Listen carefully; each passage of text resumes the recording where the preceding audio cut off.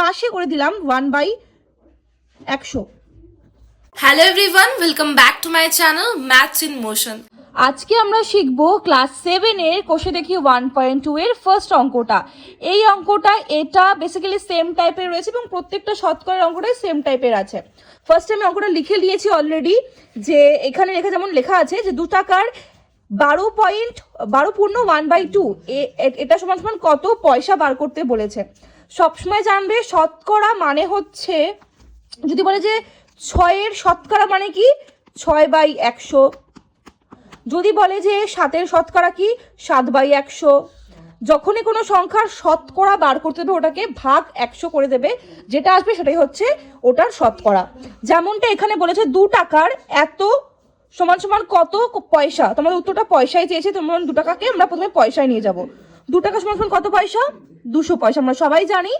এবার বলেছে কি এত টাকার, যেমন টাকার বলেছে এটা কি ইন্টু আসবে, এই টাকাটার এটা কত শতকরা, তো 2 টাকা সমান সমান 200 পয়সা ইন্টু 12 পূর্ণ 1/2, এটাকে আমরা যদি ভগ্নাংশ করে নিই কমপ্লিট করে কত হবে, 12কে 2 দিয়ে গুণ করলে 12 দুগুণে 24, একে হচ্ছে 25, মানে হচ্ছে 25/2।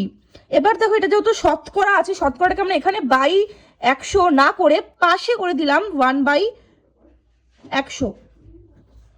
বুঝলে? আরেকবার আমি বুঝিয়ে দিচ্ছি, যেমনটা এখানে 25/2/100 না লিখে লিখলাম কি 25/2 ইন্টু 1/100, কারণ এটাকে উল্টালে কি হতো 25/2 ভাগ 100, তো এটাই হতো। তো ভাগ 100 করলে কি হতো 25/2 গুণ দিয়ে 1/100, বুঝতে পারলে? তো সেটাকে আমরা এখানে একবারে করে দিয়েছি। এবার কিছুই না, কারোরই করতে হবে।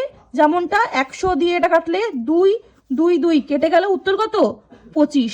তাহলে যেটা প্রশ্নতে ছিল আমাদের 2 টাকার এত পার্সেন্ট সমান কত পয়সা, 25 পয়সা। বুঝতে পারলে? সেম ভাবে যে পরের অঙ্কটা দিয়েছে 25 টাকার 8% লিখে নিচ্ছি আমরা এখানে সেকেন্ড দিয়ে।